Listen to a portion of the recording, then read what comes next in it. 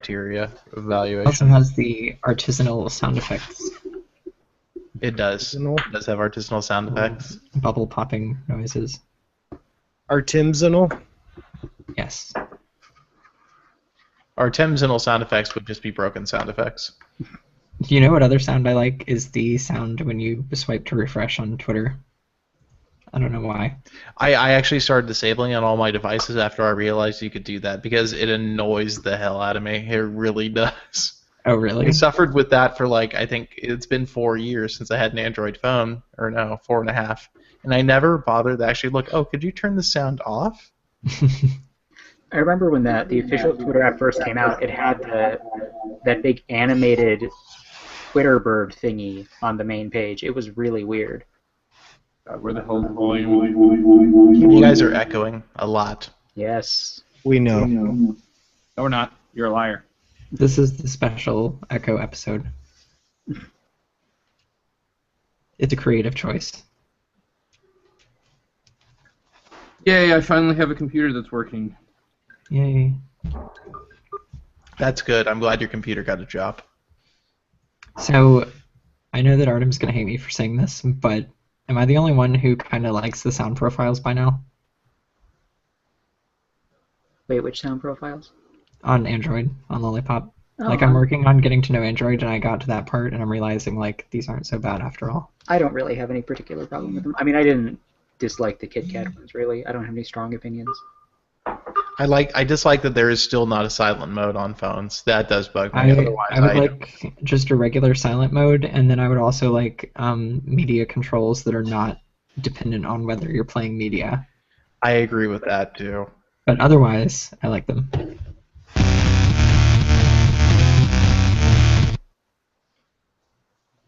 That was so hardcore. It was. What?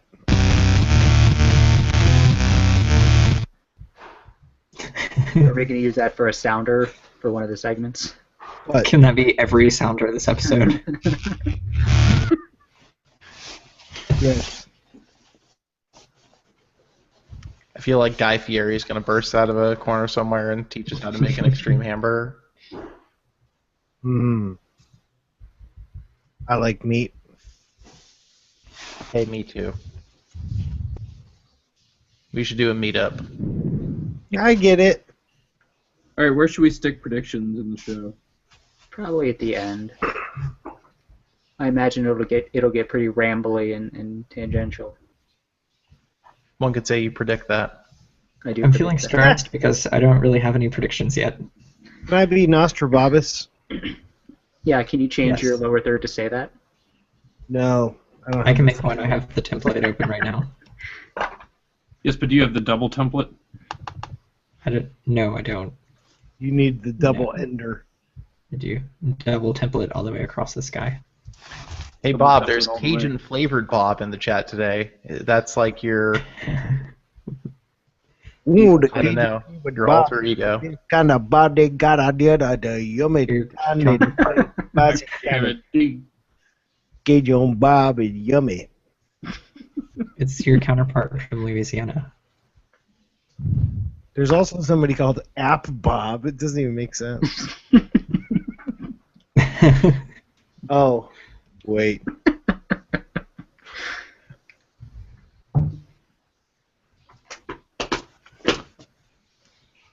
I have the power. All right, I need to get myself out of this spreadsheet on my tablet because it's been driving me nuts.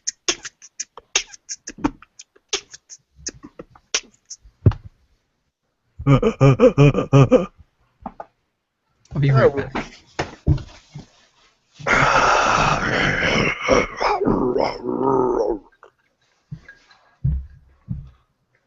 Word. We ready to start?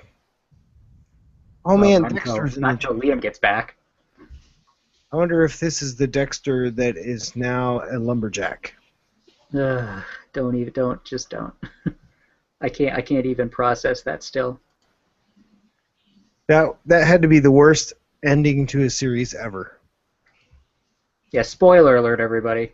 Yes. Hopefully you're not watching Dexter. If it's been more than a year since the end, you're allowed to spoil it, I think. And it has. It's not like you're on Twitter talking about people getting pushed in front of subway trains. Or You're not actually doing that. I've heard from somebody that does upset people. yeah, Yeah. only an a-hole would do that. A genuine Class A a-hole. Most. Someone who definitely. bills themselves as a curmudgeon might do it. Yeah.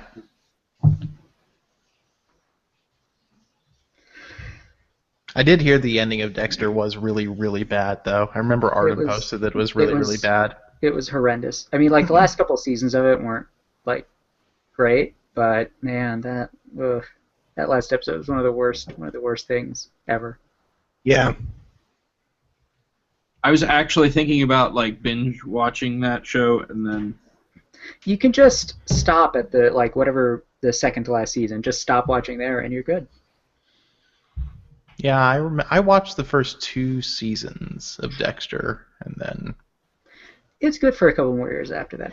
It's kind of like Battlestar Galactica. If you stop watching at like the middle of the last season, it's a perfectly fine show.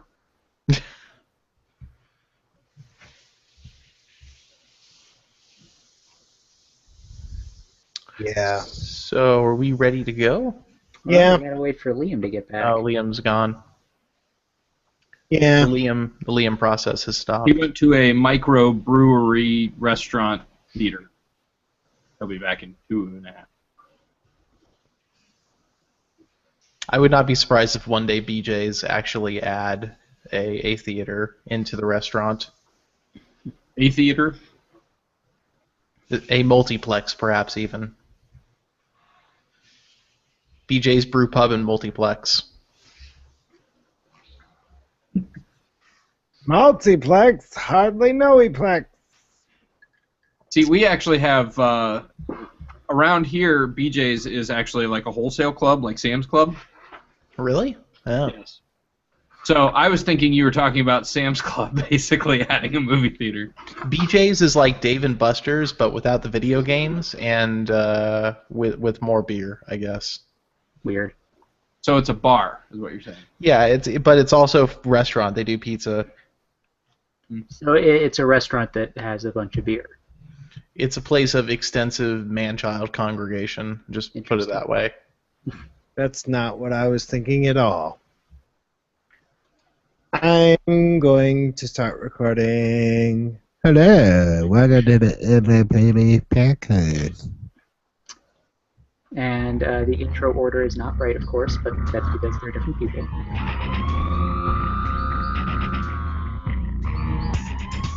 Welcome to the Android Police Podcast, your weekly audio source for all things Android. It's a brand new year, January 1st, 2015. I'm your host, Matthew Smith.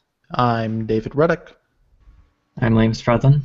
My name is Rob Severance. Oh, Welcome no, to the no! show. God. I tried to remind you right before we started, like, the order is wrong. The order is wrong. I'm fixing it. All right, that's it. Let's wrap it. Let's just cancel. Ryan subbed in for Cameron, but I didn't change the intro order, so we skipped over Cameron, therefore Ryan, and then Liam went, and then you went, and then no Ryan. I started to talk. No, I think we're off to a really great start for 2015, so we should just... Yes. This is a par for the course start to 2015. Do it again.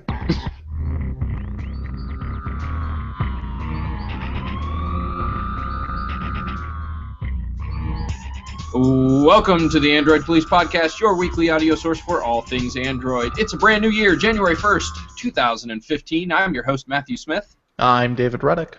I'm Liam Stratton. I'm Ryan Whitwam. And I'm Cameron Somerson. Welcome to the show. That's not true. You're not Cameron Somerson. You have too much hair. Welcome to the show.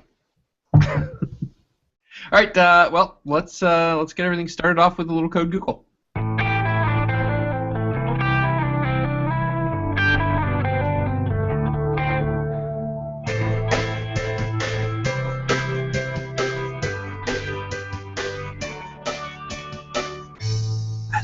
Fat John Belushi.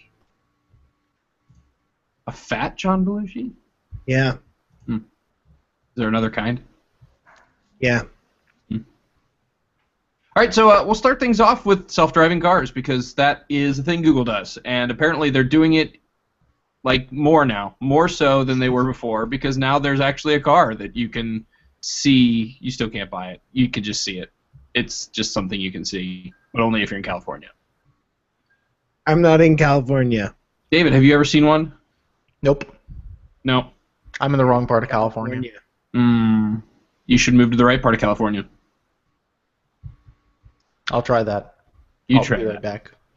All right, so Liam, what's new about the prototype? Is it available driving around on the roads these days? Not yet. So it's basically just a new version of the old prototype that is more of a real thing.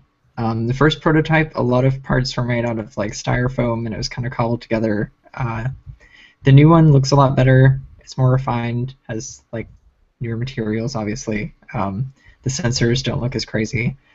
But it still doesn't have any like interactive pieces for the driver, so there's no steering wheel, no pedals or anything like that. But Google's going to start testing this new prototype on its test tracks, and then eventually it'll come out sometime after the start of the year, which is now, on actual roads. So, yay for self-driving cars. If ever there were a car that looked like it wanted to give you a hug, it would be the Google self-driving prototype. Yes, it's very cute. Yeah, if you ever see like the auto show pictures from like Japanese auto shows, pretty much that's like every car from there. It looks like a Japanese like key car concept or something. I remember there being a car that was like a rubber car that like if it hit you it wouldn't really hurt. That was prototyped at one of those shows, and this looks exactly like the car you can be hit. That's true. I believe a 1,500-pound car hitting you at 30 miles an hour would not hurt as long as it was made of rubber. As long as it's made of rubber, it's fine. Yeah, the entire car basically has to deform, and everybody inside the car will be crushed, but it won't hurt you personally. So Right. that's that's okay. Solid Bones concept. will break your fall. Does the Google self-driving car have Android Auto in it? Because it really should. I'm gonna bet it actually doesn't. Yeah, I don't think it does. nothing has Android Auto in it. Yeah, we're looking into that in the future as a possibility in 8 years. Once Android O hits, that'll be a self-driving car version. Yeah, Android Oreo probably. Another product tie-in. So that's a corporate tie-in. I don't know. If we can, They'll do that every couple. They'll do it every couple versions probably. yeah. And then they'll come out with some green Oreos, and they won't do any different. Actually, they already have green Oreos. I think they have mint ones. Yeah, I think we've Or just multi-ones. we've just hit on the future here. This is going to happen. Maybe it'll be lime green and terrible. That'd probably be a disappointing project for the sculptor, though, because it's just 3 circles. I guess you get really intricate with the Oreo like inlay and everything. That's true. Yeah, It could be you made do up the of little full- androids. Full It could, no, text. it could be like Thread. a glass of milk with the Oreo like dipping into the top, and that's like the Android head, and like they should do that. They should start on that right now because I would like to see that. Definitely. For that, we're going to have Google's listening. moon pie. And if I'm wrong about moon pie, then David takes a pie to the face. God And damn then- it. And then Android Nutella.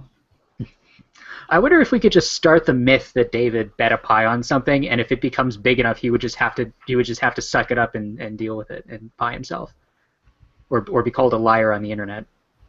I don't want to see him smash himself with the pie. I want to see him eat a whole pie next time. I bet gosh. that David has probably been called a liar on the internet before. I'm gonna guess it's probably. Now, happened you too. know, we all guessing. have. Times. I've been accused of being a shill for so many companies. If even half of those accusations were real, I would be so rich right now. You should update your LinkedIn professional shill. Yeah. that'd be Shill good. consulting. A shield analyst. All right, well, enough about future non-existent versions of Android. Let's talk about the one we've got right now, Lollipop, which had a pretty big memory leak issue that has been reported by millions of thousands of hundreds of people. And it looks like we might be seeing a future resolution, no real tell of when. So, David, first of all, what's the issue that's been reported? So there was this thing, and it mostly affected people on Nexus 5s and Nexus 7s. But I think that was probably because at the time the issue was first spotted, it was during the developer preview, the first release, and then the second release came and it didn't get fixed. And then the official release of Lollipop came, it still wasn't fixed. So what would happen is that over time, basically, the RAM and the device would fill up. If you went to, I think, the device storage or, no, the running applications menu, it wouldn't show that your RAM was filling up, but people dumped, logs and everything, and it was obvious that the system was forcing applications out of memory because it thought the memory was full, and that would crash apps that were running in the background, for example, like Google Play Music or any other audio streaming app might just stop for no reason, and that's obviously extremely frustrating. So Google finally marked this as fixed. It had 1,750 stars after only 6 weeks on the tracker, which definitely makes it the fastest starred issue in the tracker of all time, without a doubt. Because everything else in there with that many stars is way older. So apparently a lot of people had this issue that, or somebody had a really popular thread on XD8 and told everybody to star it. But it's fixed now, and it should be coming out in a later release of Android, like 5.0.3 or 5.1, who knows. So we will hopefully see that. Yeah, Oreo. Or Nutella. One of those. Something in there. It's between Android 5 and 6. Yeah, I know this. Like, I know, like, sometimes when I boot up my phone, like, after a couple of minutes, it'll indicate things have crashed that I didn't even open before. I'm not sure if that's the same thing or not, but it'll just, like, randomly tell me, oh, yeah, your dog catcher is crashed. I'm going to guess a few of those 1,750 stars had similar behavior and decided, it's close enough. It may as well be that. Yeah, this is one of those things where I had an app crash once. The symptoms are vague enough that people could be like, yeah, sure, I think maybe I kind of saw that one time. I might as well star this. Pretty much. Somebody's like, oh, one of my apps crashed. That's clearly Google's fault, and this is exactly what happened. I think the most noticeable symptom of that was like the home screen redraw. Like, I mean, I've seen that happen on the Nexus 5 throughout the development process. Oh, maybe that's wrong with mine. That's what's wrong with my Nexus 9 because it redraws the home screen pretty often. That might be. Mine does that sometimes. So maybe it's just the Nexus 9. Maybe, who knows? But I mean, yeah, I think the home screen thing was like the most prominent issue because I've never had background apps freak out in quite the way some people have. Yeah, I've not had problems like that. Definitely had redraws, definitely had background app crashes. I don't know if it's all the same thing, but who knows? Maybe we'll see a fix for it soon. All right, so a little bit of an interesting update to the developer policies on the Google Play Store. So apparently, user testimonials are now no longer good. You can't use them anymore. So Ryan, what's the reasoning there? Well, so several things probably. As usual, Google didn't really explain, why, but they gave some sort of examples, and they basically said that your descriptions for your apps should speak for themselves, and users should have, and the user review should be in the user review area, because firstly, there's no way to tell if the user review that you stuck in your description is accurate. You can't just like put, best app ever 5 stars, says some guy. And then the other thing is developers were intentionally picking user reviews out to highlight that had keywords in it that would help them in search. So they would like pick out a review that mentioned like Clash of Clans or something, so that they would show up in searches when people searched for that. And that is, of course, that dovetails with some past changes where Google said, no more keyword stuffing in your descriptions. So yeah, developers are not supposed to do that anymore. It's the sort of thing where Google will tell you to stop, and if you don't, they will remove your app. So yeah, I mean, you should no longer see user reviews. They didn't clarify if that included like excerpts from reviews on websites. Like, sometimes people take snippets from what we've written about an app and put it in their description. That I think is okay, but anything they take out of the user reviews is no good. In some cases, they'll take down your app and then tell you to stop stuffing keywords. Yeah, Google is a little automated when it comes to all of the app stuff. Sometimes your app is just gone, and then you have to, say, okay, I've done the thing, and a few days later they'll maybe put it back. I thought the process was that they asked you politely, and then they said, come on, guys, And then they said, "Don't make me get the wooden spoon." I think it depends how many strikes you have on your account, how serious they are about it. All right, so next let's talk a little bit about Android TV, or specifically AndroidTV.com, which is a website that is apparently not owned at all by Android or Google or any of its various forms. It looks like there's maybe a little bit of illegitimate product going on over there, right, David? Yeah, so we saw this after somebody on Google Plus posted a series of text messages between the person who posted it and allegedly the, quote, president of AndroidTV.com, and in which he said some not nice things to this person who bought the AndroidTV.com box.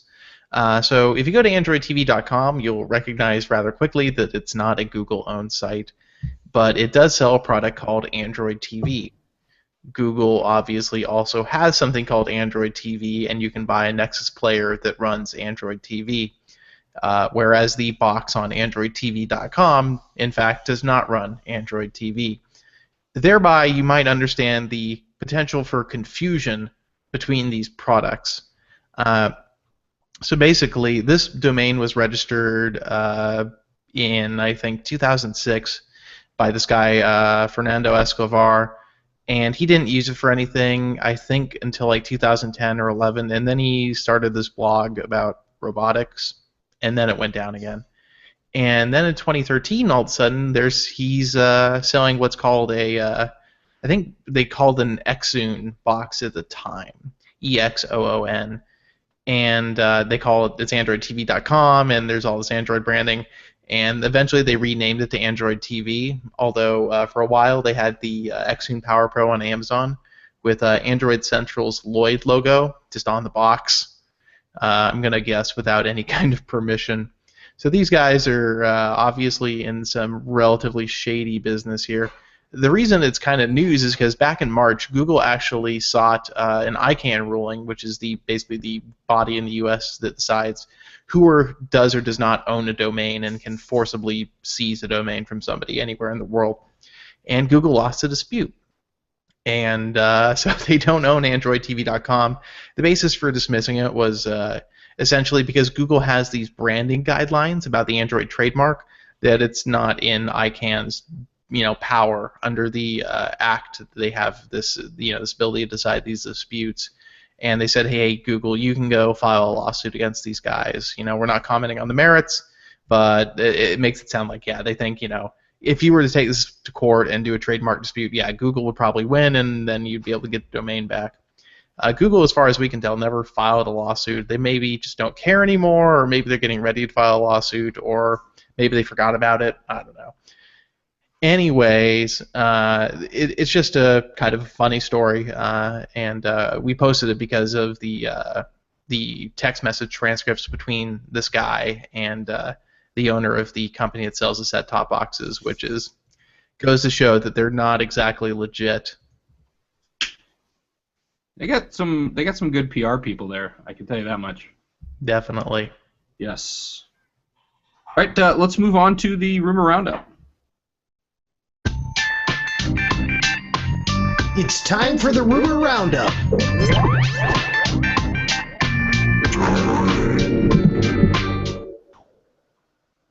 All right, so CES is coming very, very soon. So now is the time to get started with the CES rumors, and we'll start off with Asus and their next Zenfone, which we expect will be announced at CES. We got a leaked announcement, or actually more of an official teaser, and then some leaked details from the Bluetooth certification. So Ryan, is this looking like it's anything to be all excited about? Well, we cannot say for certain if this is the same phone, but the Bluetooth certification listing for this device, the ZC 451CG, which is a really snappy name, is apparently it looks like an entry-level phone, which is most of what Asus makes these days. So if this is the device that they were teasing, I mean, it's going to be a very inexpensive budget device, so it's not super exciting. It's a 4.5-inch 480 by 854 screen, a gig of RAM, 2100 milliamp hour battery. Just sort of, an okay phone. It'll probably sell, for very little unlocked. But this might be a completely different device. We're not entirely certain. But we will, hopefully find out at CES. Asus has not really made a phone for the U.S. market in a long time. I mean, they have they brought a version of the pad phone over on AT&T, which is not really an awesome device. But it would be nice if they would actually make a premium phone for the U.S. market, because their tablets are reasonably good. But this doesn't seem premium at all. Yeah, no, I mean if this is the phone that they're teasing, it's super boring. I also have a CES rumor that I'd like to start. I believe there will be chicken satay at CES. I've not confirmed this with anyone, but I'm gonna guess it's gonna be there. Okay. So my interpretation, because what was the saying? See what can't be seen, or something? Yeah, it was some weird camera thing, and they their teaser had this frame of two cameras next to each other that looked like eyes, and so we were trying to figure out if it was going to be some sort of dual camera thing. But I think that was just a video effect of some sort. I don't know why they did it, but. Well, I have a theory. I think that when they're talking about the thing that can't be seen, they're actually referring to pixels. Because based on that screen resolution, I'm pretty sure you'll be able to see the pixels. Yeah, I don't know. I'm hoping it's like an IR sensor. That you can see? Yeah. Yeah, infrared. Allows you to see in the dark. I guess. I mean, that would be kind of expensive. Or a temperature scanner. It could be that too, like the thing David reviewed. Most camera sensors can do IR by default. They just put IR filters. Yeah. Lenses. Yeah, but they're crappy at it. They're not real microbolometers. They're very sketchy as far as microbolometers, Bob. they can't read temperatures well, and as far as contrast, they're not as good as a real IR camera. A real IR camera is pretty expensive still. Probably be looking at a couple $100 at least premium on top of a phone if you want a real IR camera in it. I feel like people like me buying an IR camera would be kind of like buying a star filter. Like it's only useful 5 times in your life. And even then it's not that useful. Right. It's just kind of a cool effect. I think one of the things that when I reviewed that IR camera, one of their scenarios was find hidden critters in your backyard. It's I mean, seriously, do you need this to find your dog in your backyard? Oh, there he is, right in front of me. I don't know. Maybe you have a dog that camouflages very well in your backyard. It's so you can find the raccoon that's been raping your yard gnome. Goodness. And then do what? Run away? I mean, who wants to take on a raccoon? Yeah, really. You stay away from that. That kind of raccoon you want to stay away from. You should run. Somehow we've gotten to raccoons raping yard gnomes, and I'm supposed to transition to the next topic. Yeah, good luck. All right, so in Brazil, they don't really have raccoons, I don't think. Oh, they have raccoons. do they have lawn gnomes? In fact, that's the name of most Brazilian street gangs.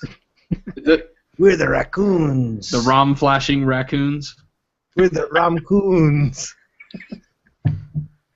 Anyways, so Brazil's Moto site apparently let leak a little bit of an upgrade to the Moto G that may or may not have the LTEs on board. So, David, do we think that this is a legit thing, or is this maybe something Brazil will see and nobody else will? What are your thoughts? No idea. Thoughts it's Motorola's Brazilian website, so I assume it's semi. I wonder if it's still there. I'm going to check real quick and see if the LTE stuff is still there.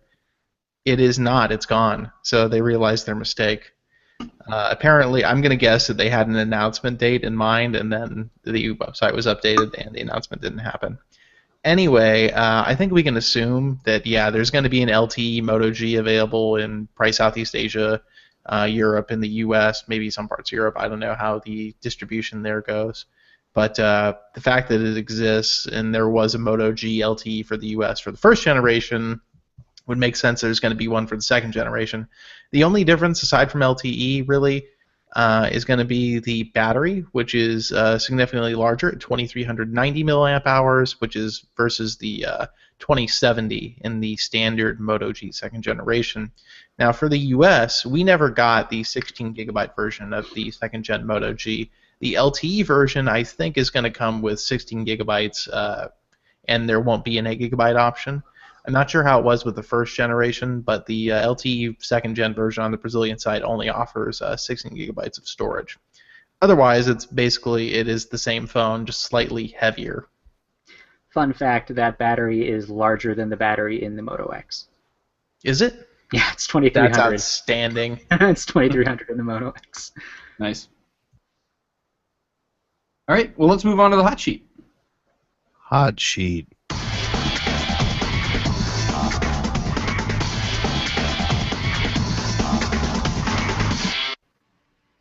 All right, so Samsung's making pretty much all the news in the hot sheet this week, starting off with a new variant of the Galaxy Note 4. It is a very, very fast variant of the Note 4, but we probably shouldn't get too excited about it here in the States, should we, Liam? Right. So this new variant of the Note 4 has LTE Advanced Tri-Band Carrier Aggregation, which really rolls off the tip of your tongue. Basically, it means that you are downloading things from multiple LTE bands. So there's a download from multiple sources. So we're not going to see this in the US anytime soon, likely. It'll be in South Korea, but Sprint has at least said that it will enable carrier aggregation sometime this year. But yeah, it's really fast, and we will likely never see it. And it's a Note 4. Pretty much, it seems to me like this is pretty much the natural extension of what they did with the download booster in the Galaxy S5, where in that case it was aggregating Wi-Fi plus cell signal. In this case, it's just multiple cell signals. Right. It's also I believe, the first phone announced with Snapdragon 810, if you care. Oh, yeah. Which is using the I believe the 810 is actually 64-bit chip. Yeah, I think they're ARM reference cores instead of... Yeah, they're A53s and A57s in that big little setup. So Yes, I think which is the big ones are 64-bit. I don't remember though. I think anything 10 in the Qualcomm naming scheme is 64-bit and uses the newer ARM cores, but they're not. The thing is, it's weird about that. They're not Qualcomm's Crate cores anymore. So who knows how really fast it's going to be? I mean, I have a device using Snapdragon 610, and it seems pretty quick, an HTC phone, but we'll see what happens. Can We probably won't see, actually, because I'm never going to use this phone. I don't know what I'm saying. That's a stupid thing to say. I retract that. I will never see what happens. Can Sprint aggregate carrier signal from other carriers? That would be cool. That'd be about the only valuable thing they could do with aggregation. Right. So they become a, what do they call them? Potluck. No. MVNO for all the other carriers. They become an MVNO for all the other carriers. I always compare sprint speed to like extracting sap from a tree, like a maple tree. Right. Like if you tripled the speed of sap. What if you could hold 3 trees together, and the point of extraction would? Like it would be faster, but it would still be prohibitively slow. They should rebrand themselves to Brisk Walk. Brisk Walk. Hey, you know what's the Walmart carrier? Straight Talk? Straight Talk. They should do this because they've got a whole of carriers. They just give you a SIM card. They get a phone that you put CDMA modem and 3 SIM slots in there, and you just aggregate all of the frickin' signal. I believe Straight Talk's actually owned by the Mexican mega giant telecommunications company. I forget the name of it. I think it's Mexican mega giant telecommunications company. It's that guy, one of the richest guys in the world, Slim. Carlos Slim. Yeah. Los Pollos Hermanos. The chicken cousins, brothers, cousins. The chicken cousins, brothers, cousins. It's cousins, I think. Hermanos. I don't know. Spanish class was a long time ago. I thought Hermanos was just a name. No, Oh. It's not. It's a relation. Huh. I'm pretty sure it's a cousin. Nobody in the chat room is going to correct me if I'm wrong. It's brothers. Is it Come on. brothers? Damn it! It's brothers. Chicken brothers. In this episode, Matt doesn't know Spanish.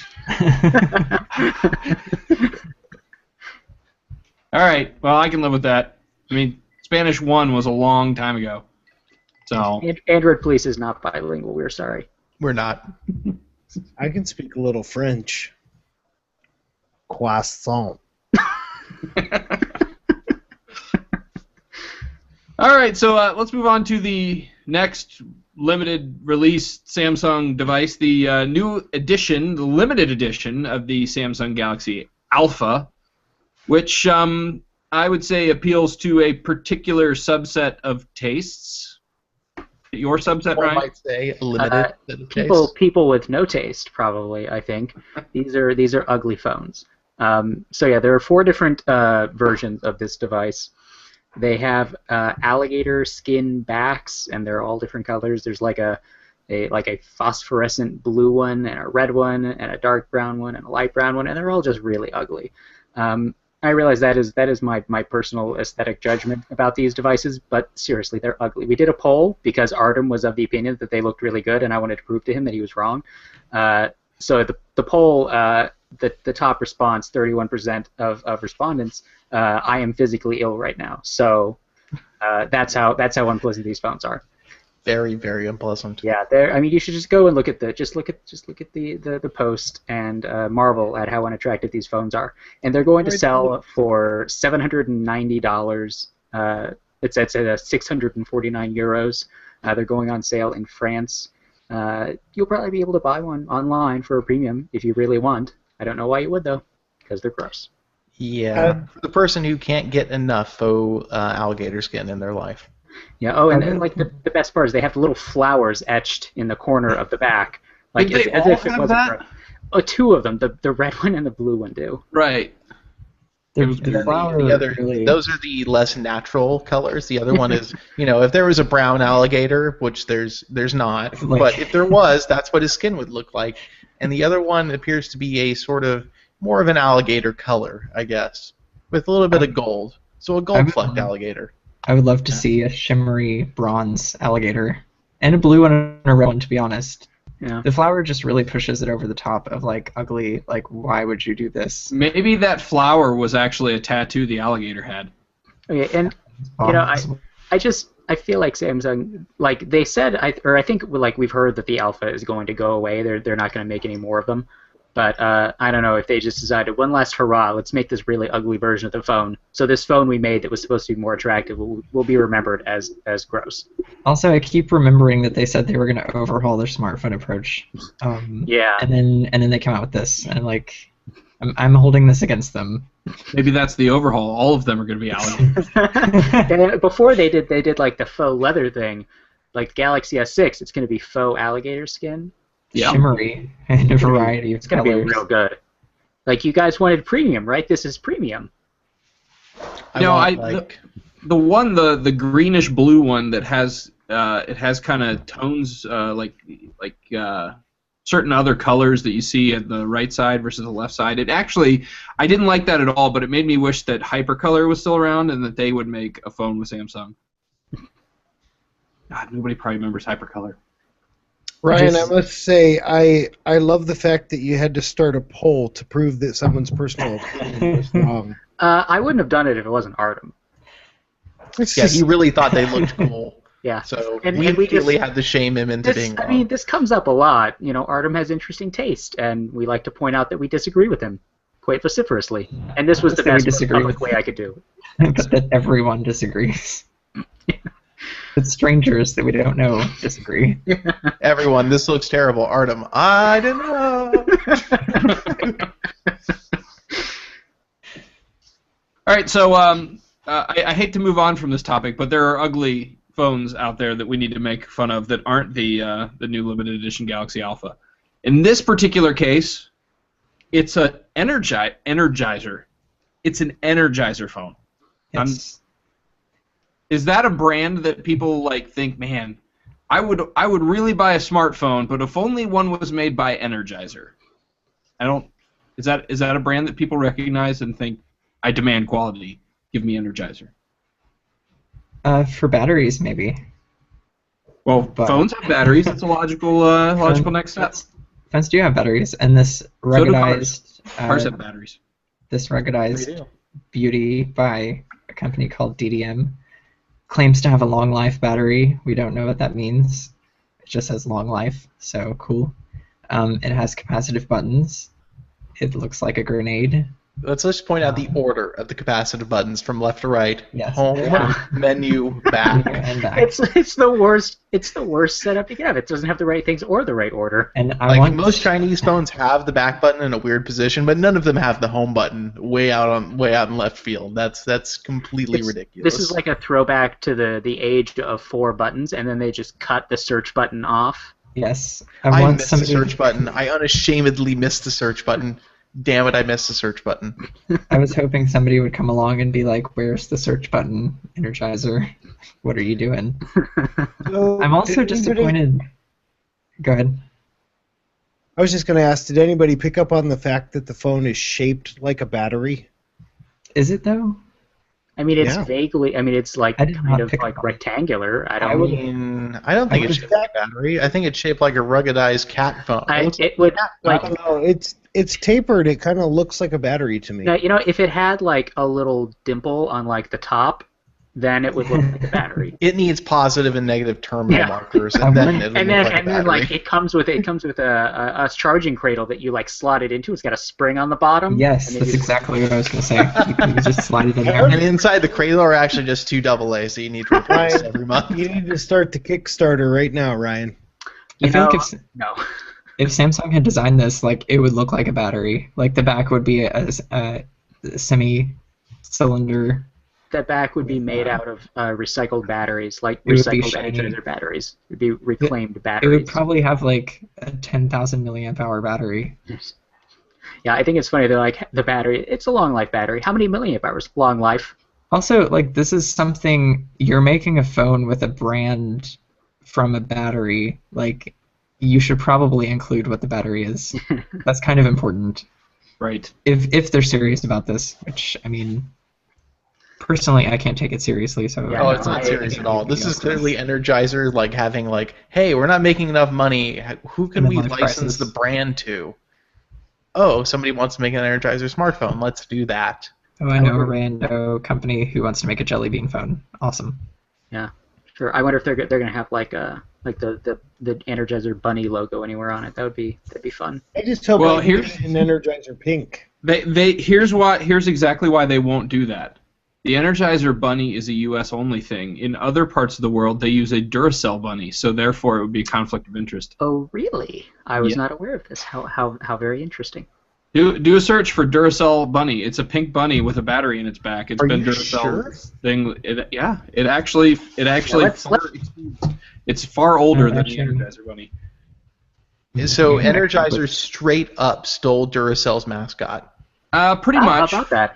It's it's like it's a more anthropomorphized bunny. It's got It arms is a and much more legs. anthropomorphized bunny. Instead of, it doesn't have the drum. I feel like the drum is more it's more. Well, it entertaining. actually did have the drum at one point in time, but the drum was not vertical; it was horizontal, and it would beat on it from the top. So it was. Yeah. You know a lot about the Duracell bunny. What's up with that? It was on Reddit a couple months ago. Is anybody else seeing images of like a sumo wrestler made of small bunnies? Yes, that's a thing that they.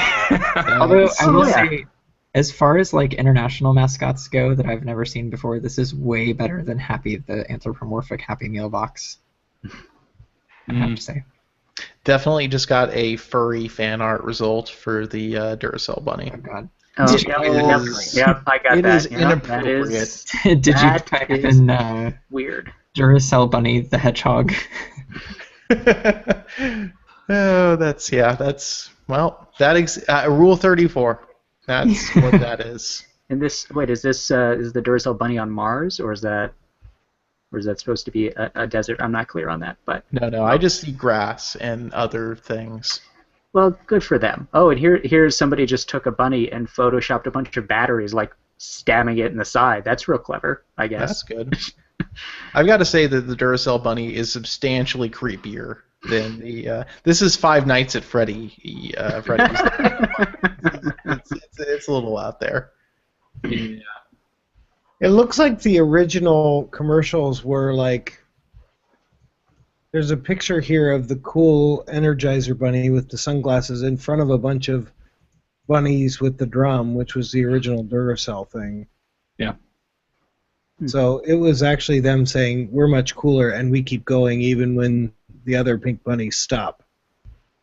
It's kind of cool. I imagine this was probably the subject of many, many incredibly boring lawsuits.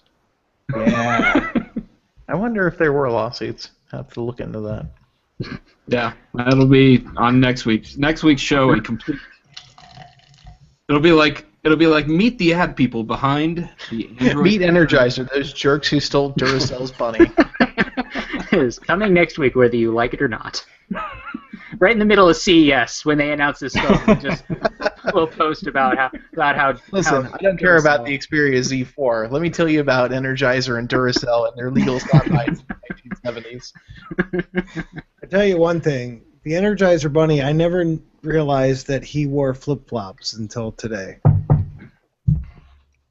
It's kind of weird that he wears shoes at all when you think about it. Yeah, he's a bunny. I mean, and sunglasses, and too. and he has a drum. I mean, really, these are not bunny things. Well, bunnies like rhythm. That's all I gotta say. So With the sandals, I would bet are a callback to like, what's his name? The guy who did the marathon. oh yeah, him. I remember. Yeah, the guy who did the marathon. The messenger, the Greek messenger who ran a marathon and then he died. And I assume he's wearing sandals because that's a Greek thing to do. And the Energizer bunny goes long distances, therefore he wears sandals, etc. I see. Interesting. That's my theory. So, the marathon guy. Well, I'm really mad. I don't remember what his name was. Hermes, From the original marathon? Oh, it was Hermes? It was Hermes? I think, wasn't it? No, Or no, that's Phidippides. no. Phidippides was the The original Greek marathon. one was Hermes, and he did wear sandals that had wings. I don't remember if that, like, guy who ran from. This is totally tangential and nonsensical, but I like Hermes was the Greek god. I don't know if that was like the marathon Yeah, person. the guy that who was ran like it a was real person, wasn't it? Phidippides. Yeah. There we go. Hello, welcome to 30 seconds ago. Yeah, for Oh, the he record, said- Rob only said that like 5 times. Well, you should have said it louder. Should have said it with Oh, more of an okay. emphasis on the Phidippides. Phidippides. It needed to start with a harder sound. To It get did. A hard pho. Oh, hard for you.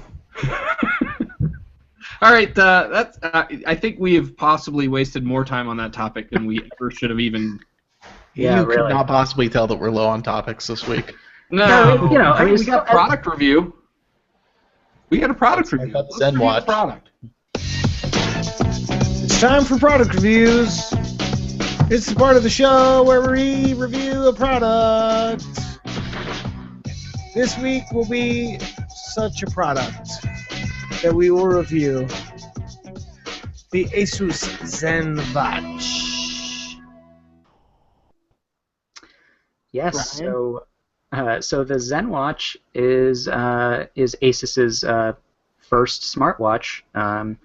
It was the last one of the 6 first-gen watches to sort of become widely available, and it is one of the cheaper ones. It's $200. You can get it in Google Play, and it's actually surprisingly good.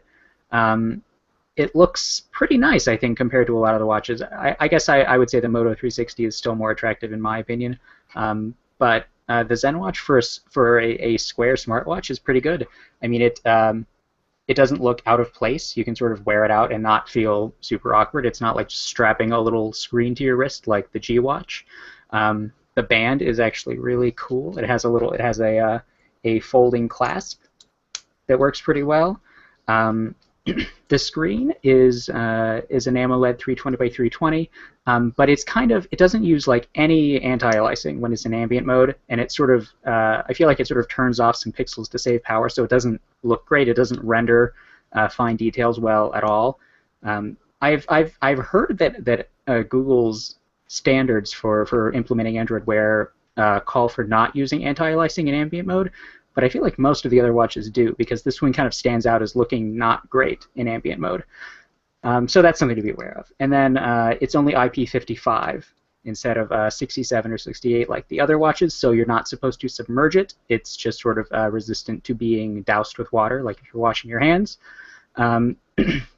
But I mean, otherwise, it seems like a pretty premium device. It looks cool. It has this copper accent sort of around the edge that blends in nicely with the band. And I mean, for $200, I think it's a pretty good buy. And it's getting to the point now that you know, if you haven't bought a watch yet, you don't want to buy like a $300 G Watch R when there are probably going to be second-gen Wear devices in a couple months that are a lot better. So I mean, I like the ZenWatch more than I thought I would like it.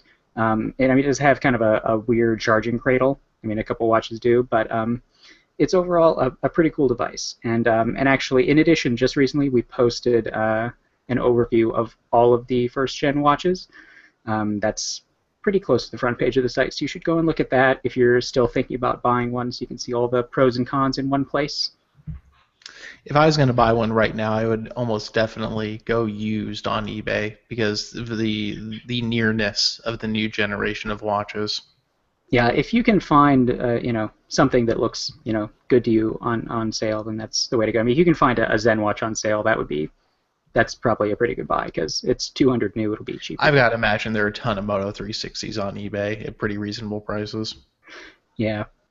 Probably. I mean, especially. I mean, the leather ones, especially because the metal one came out, and some people I know would have bought, you know, gotten a new one or something. Or you know what's funny to me is that they rate the watches like IP67 and then ship them with a leather band, and it's like you're not supposed to put leather in water. You will destroy it eventually. Yeah, I mean, the Moto 360 the body of the watch band, is fine. The Moto 360 band in particular, because it is really, really soft leather. I mean, it's really comfortable, but I mean, it gets creased pretty quickly from the buckle strap that it the has. G-Watch R's gets creased pretty quickly. It's not especially soft though. Yeah, I didn't. Man, I took the G-Watch R band off immediately and replaced it. It's just for a $300 watch, that band is a joke. Yeah, and they like tried to promote it when they originally talked to us about it, like, oh, it's real calfskin leather, and I'm like, it's real crappy calfskin leather, but, you know. Yeah, really. I mean, like the ZenWatch band feels a lot nicer, in fact. Yeah, I noticed that too when we saw it at IFA. Yeah, I mean, it's still you know, a genuine leather band, but I mean, it's nicer than the G-Watch R. Yeah, as far as leather bands go, the band isn't that bad. I actually, by the way, I picked up a G-Watch or a ZenWatch. But I find that leather bands in general are just too stiff. I am very eager to replace this with a metal band. Yeah, it does. It actually looks really good with a silver metal band. I've seen a couple pictures of it. And Which, I mean, by the way, the statement, "This leather is too stiff, I'm going to replace it with metal," just sounds ridiculous when I play it back to myself. Yeah. Yeah, like one of the cool things though about the ZenWatch is, I mean, some people don't really like this look, but I like that the lugs are sort of spaced out a little bit. You've got extra space between the body of the watch and where the spring bar is, because that means that you can put pretty much any 22 millimeter band on it. Like the Moto 360 has that weird plastic tab that basically makes all other bands incompatible. And the G-Watch R has very little clearance between the body of the watch and the spring bar, so that sort of limits what you can attach to it. But the ZenWatch would be very forgiving. The spring bar also has a little bump on it that you can use too. Yeah, it has a tab. Yeah, like the Gear Live, so it's really easy to take the stock band off. Yep. All right. Well, let's move on to app updates.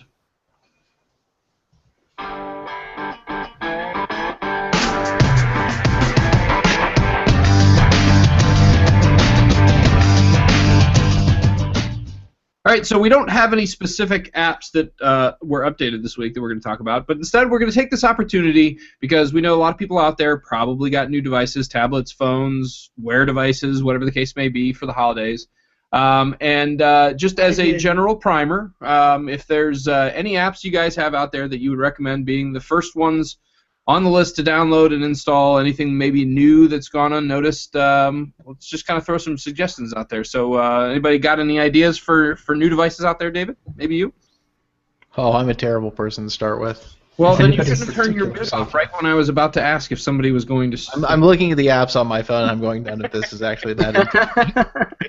Somebody's gonna say push bullet, so if you don't Yeah, have that I already, mean, just, yeah, just push do bullet that. is just sort of one of those things that is so ridiculously useful that you just sort of have to have it installed these days.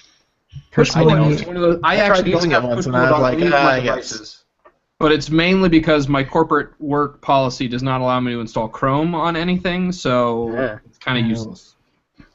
So if you have Chrome and you can use Chrome, it's probably awesome. That was not me ranting and being annoyed at all, by the way. Oh, okay.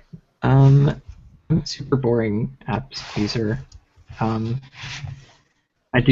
have been using CookPad a lot, which is a cooking app where it's like user-generated recipes and photos and stuff.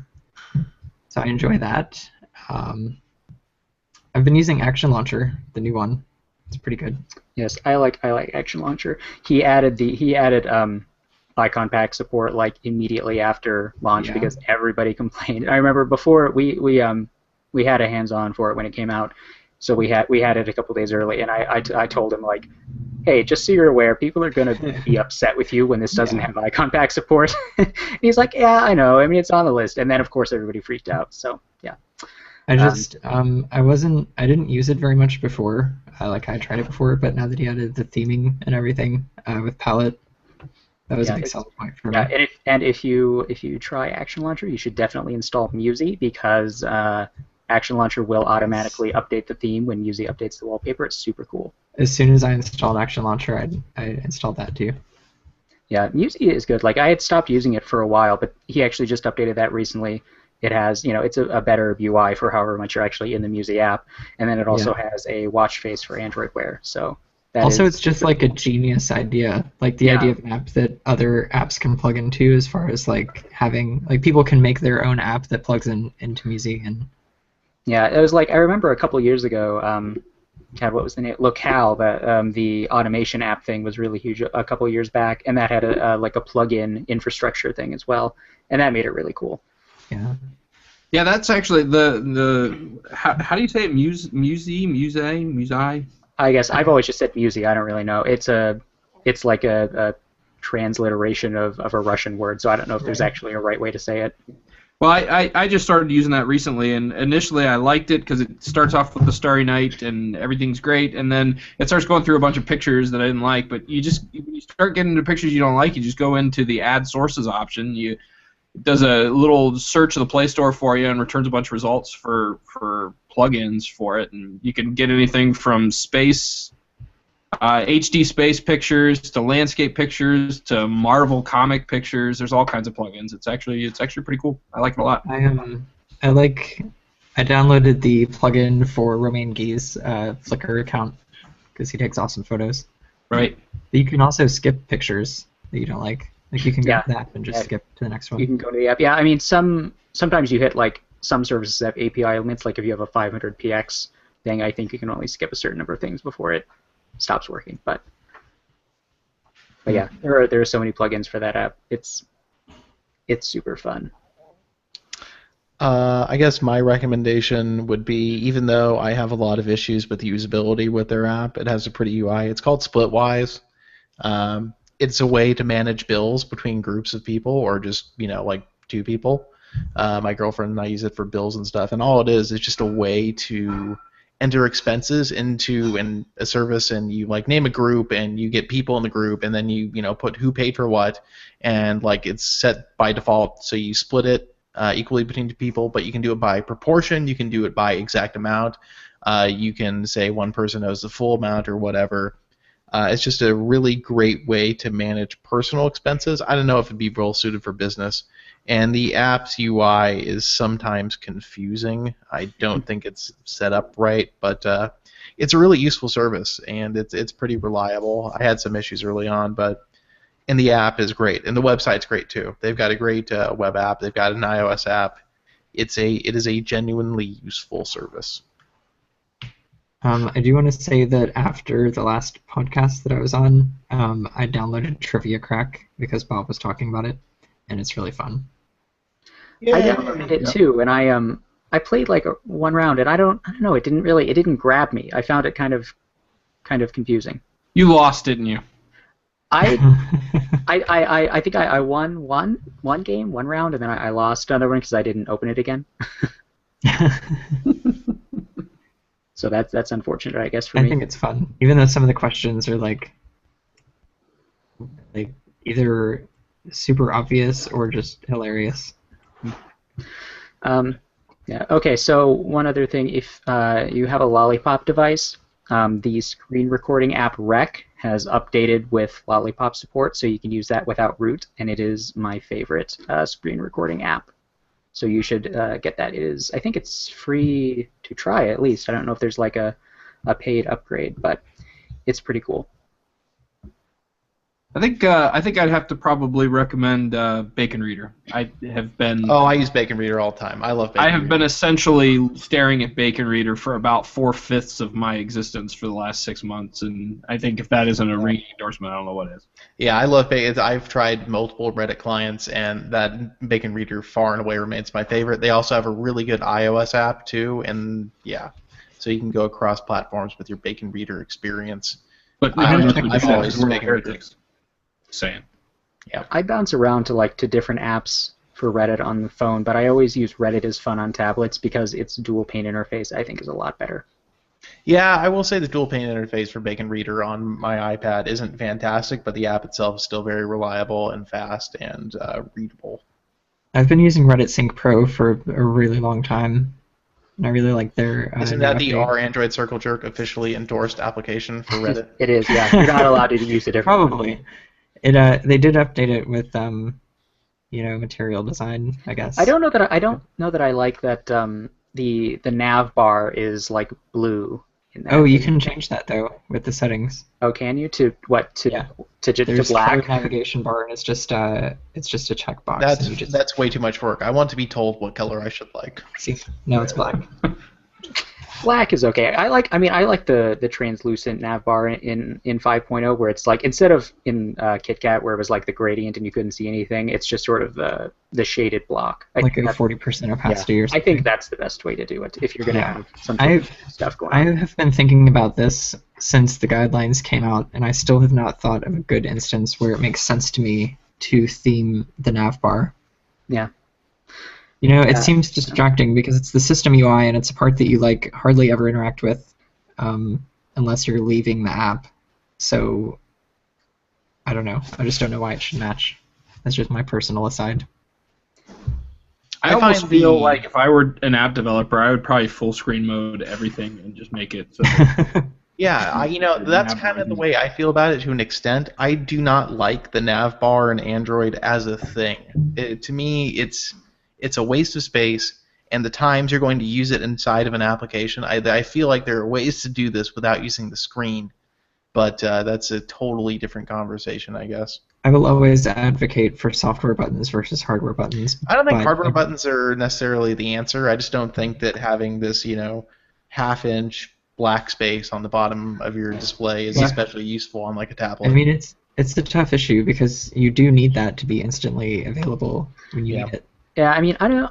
Every time I've ever had a phone with like physical buttons, there have always been issues with them, though. I don't know why, but I just have always had problems with especially capacitive buttons, just getting laggy or acting weird or being triggered when I'm not actually touching them. Yeah, I don't like capacitive buttons either, really. I mean, I'll be honest. I find that the home button is still at the end of the day, it does two of the things that those buttons do. You tap it, and it goes home. You double tap it, and it multitasks. And I mean, for back, I feel like that probably so many apps have back actions implemented into them already that there's a lot of overlap for that functionality. The thing about that is that Google has this idealistic vision that there's a difference between back navigation and up navigation, but nobody understands how it's supposed to work, either developers or users, and they never will. So yeah, that's true. It's a really terrible situation. Mm-hmm. All right. Well, if there's no more apps to recommend, we'll move on to other news. Okay, we'll move on to other news. It's time for other news. It's the news other than what we've been talking about already. All right, so Samsung making a little bit of news in the component department, manufacturing things that are pushing things onward and upward and making phones greater for the future, right, David? Yeah, so Samsung, they made some more RAM. You can have more RAM in your phone probably this year. I'm going to say next year a lot in the next few weeks when referring to this year. So they produced an 8 gigabit LPDDR4 RAM chip, which essentially means that you're going to have 4 gigabyte RAM and 4 gigabytes of RAM in your phone probably pretty soon here. Samsung is the world's #1 supplier of random access memory modules, DIMMs, or maybe that's not what a DIMM specifically is. But basically, Samsung makes the most memory in the world out of everybody. So it's important when they make an advancement in memory technology. So yeah, 4 gigabytes of RAM maybe coming to a phone or tablet. I would assume tablet probably near you at some point, most likely. I forget, does 32-bit actually address 4 gigs of RAM, or would it have to be so there are, natively you can probably. I know the case with Windows is you can address about 3.7 gigabytes. I'm not sure if it's going to be a little different on Android, although I've heard also that, really in reality you can only probably use 3.25 gigabytes or maybe a little more than that. I think it varies. But if you really want to use more than 3 gigabytes of RAM in a device that's only got a 32-bit processor, you can do what are called physical address extensions, so that can work, and that's a totally doable thing. It's not extremely common, but it's something that can be done. But I think the fact is that these particular RAM chips will only be in 64-bit Android devices because then you don't have to do a workaround. It just works. Right. All right. So one last note. Obviously, this is the first show of the new year. Usually, we like to take a little bit of time to go through and throw out some wild or really not so wild, in fact, totally predictable predictions. But I figured, hey, let's take a few minutes. Let's go around the room and let's see what we might expect to see in 2015. Who wants to kick it off? Not me. David, go. I predict that Google won't release a Nexus tablet this year. Pie in the face? Interesting. Yeah. Not going pie in the face confident on that one. It's a feeling. So, wait, do you feel like because they just think that the Nexus 9 will be good for another year, or just? I think so. That and the Nexus 9 probably kind of. I have to feel they're not selling a lot of them, and the fact that they didn't refresh the Nexus 7, the fact that they never came out with the successor for the Nexus 10, even though they were obviously working on one at some point, I kind of feel like Google is moving a little bit away from tablets. Maybe they'll move to an every 2-year cycle for a Nexus tablet, or maybe plans will change entirely. I don't know. I feel like the Nexus program is going to normalize a little bit this year. I think that 2014 was an anomaly for Nexus devices because of the Android Silver program, and now that I think that is like more or less officially gone, I think that we're probably going to see a refresh on the Nexus 7 this year. I think we're going to see another low-priced Nexus phone device because I don't think there's going to be a scramble. I felt like this past year there was a scramble to get a Nexus device. I think the Nexus 9 was totally planned ahead. I feel like maybe that HTC wasn't necessarily going to be the manufacturer originally, right. Yeah, especially based on the design. I think the problem was that HTC hasn't made a tablet in like 3 years, and they just couldn't do it cheaply enough and get the features that Google wanted. The other thing I think is I don't think there will be a new Nexus 7. I think Google's trying to get out of the 7-inch tablet game, and I think a lot of the OEMs are too. I think they're seen as they're not serious. The margins on them aren't very good. They usually have to be pretty cheap for people to be interested in them. And phones are like 6 inches now. Right. Yeah. I think we're going to see a significantly smaller Nexus phone this year. I feel like that the Nexus 6 is going to definitely be an anomaly in that respect. Yeah, I think that we've heard a couple times that this was probably originally going to be a silver device, a Motorola silver phone that they repurposed as a Nexus because silver I mean, fell it apart. makes sense. It makes a lot of sense. And David explained it in one of our posts, but I do think that they were planning a Nexus 10 originally. Then the Nexus 10 idea died, and they condensed the tablet lineup into one kind of moderate 9-inch size. Yeah, I feel like and that's why I don't think they're going to do a tablet this year, because I think they want to try to focus on a single size, and they want to say this is, roughly the size that we think most tablets are going to be. And if they do the Nexus 9 again this year, I bet it'd be a minor refresh, and I don't think Google's in the business of doing that usually with Nexus devices.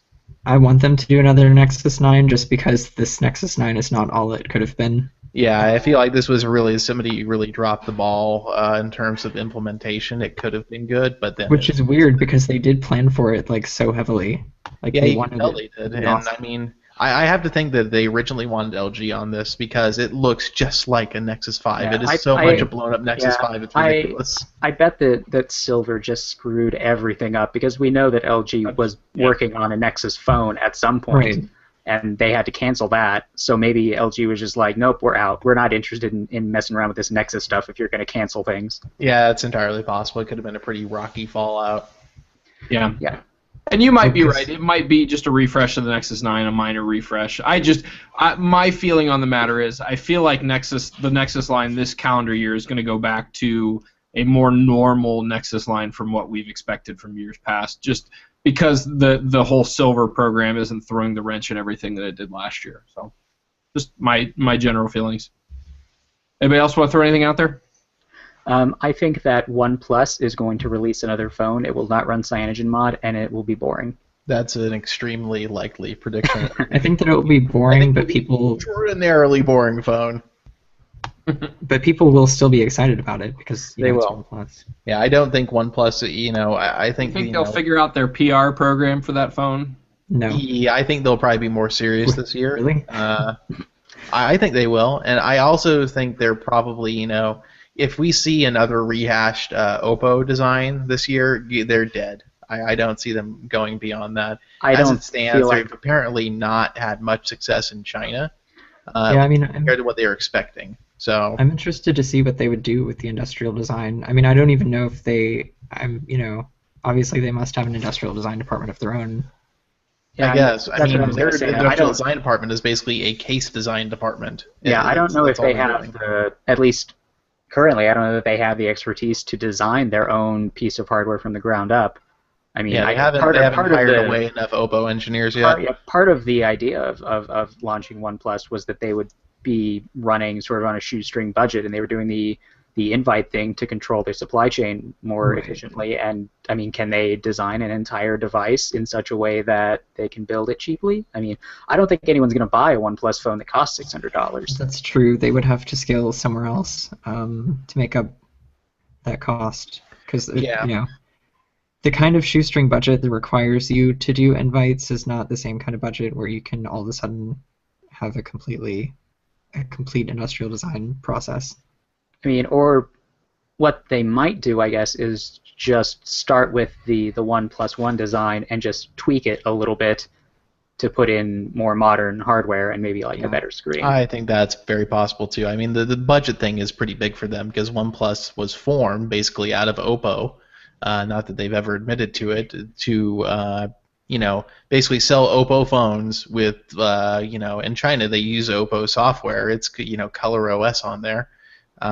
And to remove all the distributor channel ties, to remove all the marketing overhead, to basically save as much money as humanly possible to get the phone in the consumer's hands. Well, and I think that's their business model. It's also a good, I mean, from my perspective anyway, starting kind of like a child company in that way is kind of a good way of saying, like, we can experiment with how we do this, like how the business works and how we promote this without Oppo having, Oppo won't lose any face over something that OnePlus does because publicly, like officially, nobody's acknowledging the connection. That's very true. That's very true too. All right, so any non-Oppo predictions or non-OnePlus predictions? Asus is going to come out with something that we'll laugh at. That's probably Asus will have their own VR headset. Oh my God, I bet they will, and I bet Johnny G's going to walk out on stage wearing it. That would be awesome. Weren't Can't we wait supposed for to get hoverboards and Mr. Fusion this year too? Yeah. Oh, you know what? Rehydration oven. Wait, hold on. Wait, I have one more thing to say about Asus's totally happening VR headset. It's going to be like Samsung's thing where you have to have a phone specifically to plug in, but it's going to be a pad phone. So you're going to have the phone portion that you plug into to the tablet, and then the tablet plugs into the headset, and then you're going to have like the tablet. Johnny, she's stuck going to to be your up there and face. he's going to be like, why use a 5-inch phone? It's so small. You need a 10-inch tablet strapped to your face at all times. I'm just imagining like the press conference is actually everybody sits down and then everybody gets a unit of the VR headset, and Oh my then God, Johnny, she's inside like, of that They is do, the yeah, presentation. yeah. From They Taipei.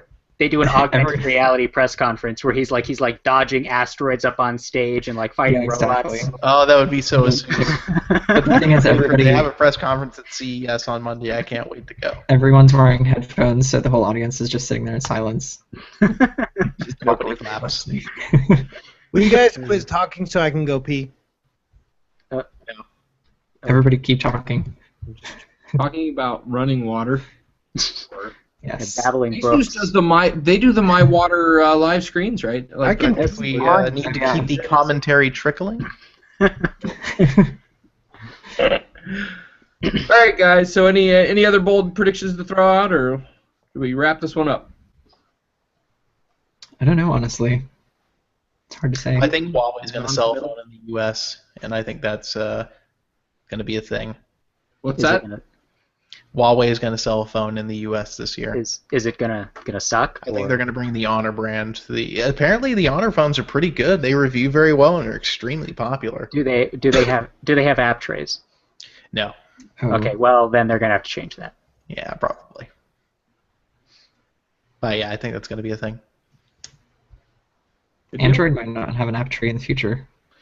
That's Yeah. true too. And I think, honestly, I'm not in love or in hate with the app tray. It's kind of I am, because I enjoy empty screens.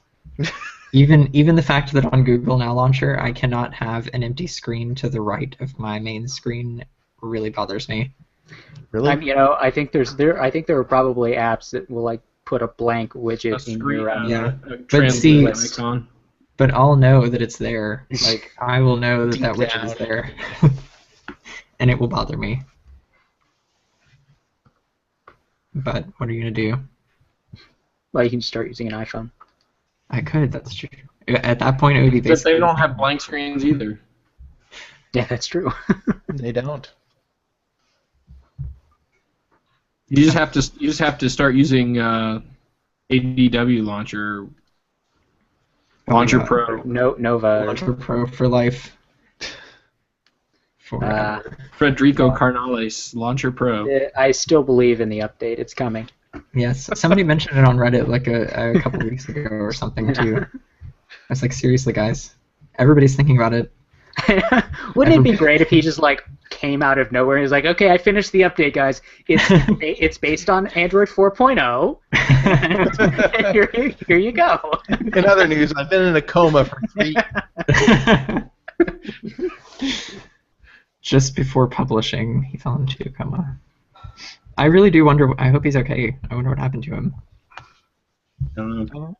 We might never know. You probably won't ever know. We should have our listeners call in with well wishes for Federico Carnales. I thought you were gonna say theories. No, just like, we love you, Federico. Please come back. Kind Let's of. get him on like a Bravo reality show, like The Search for Frederico. I'm hoping he's just like in a condo in Hawaii, like sipping a pina colada or something. Like, He's living off all that money. Launcher Pro money. Thank you for saying colada. We could make a documentary, Launcher Pro Millionaire. Be like the Winnebago Man documentary. Just go and search for. He's probably selling used cars in Montana. that's much less glamorous than what I was hoping. I'm just going to end the show so you guys shut up. We hope you enjoyed the show. As always, send your feedback to podcast@androidpolice.com. You can also call us at 530-HELLO-AP. That's 530-435-5627. Find us on Twitter, at Android Police, Google+, and Facebook. Did I not warn you that there was just going to be a lot of rambling? Feel and, free to like, keep talking. I'm just We're gonna not- stop We're recording. not recording anymore, so you can. No, I'm still recording. I just Now have we can tell secrets. Well, we're still live, so technically no. Can't tell secrets. Sorry, audience. Guys, I just want you to know that my beer is pure luxury. Nice. What is that? What does pure luxury taste like? It tastes kind of like cocoa. I'm imagining like if you made muffins out of gold and then put diamonds on top. Like I chocolate think chips. that would probably interfere with your digestive tract. The But- ironic part is that I'm drinking pure luxury out of a Brian Hoyer cup. But all I'm saying is the muffins would taste like pure luxury. The Your muffin. life would not be luxurious after eating it, but in that brief period of time, you would be living the life. All right. On that note of pure muffin luxury, Pure muffin luxury. I will be heading out. Yes, I'm going to depart as well. So long, everybody. I'm gonna stay on air forever. Okay, we'll see you next week. Well, since Bob left the room and he actually controls when the live feed ends, I actually probably am going to be on air forever. Okay, sounds good. Hang out.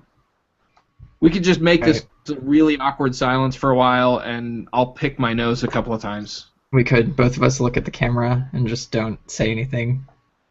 One of us like coughs periodically. No, but I am gonna go make some egg drop soup. So. Damn it! I'm out. You're going to leave me here by But myself. No, but you should keep staring at the camera for the chat room. They'll like it. Good. All right. Good night. Good night.